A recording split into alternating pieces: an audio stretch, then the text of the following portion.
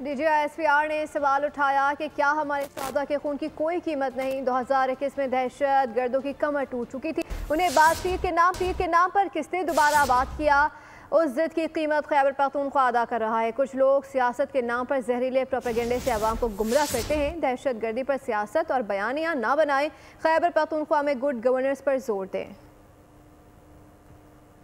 جنوبی وزیرستان میں 16 FC کے جوان فتنہ الخوارج سے جمامردی سے لڑتے ہوئے شہید ہوئے۔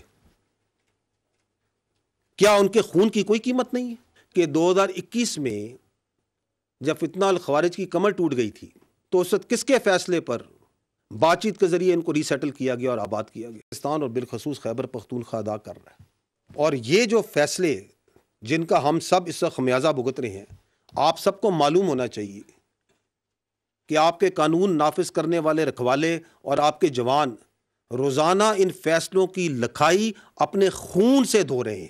یہ جو مسئلہ ہے کاؤنٹر ٹیررزم کا، اس پہ پالیٹکس اور کنفیوژن اور بیانیے نہ بنائیں، تو بجائے اس کے کہ اس پہ بیانیے بنائے جائیں، اس پہ سیاست کھیلی جائے۔ Why not focus on good governance?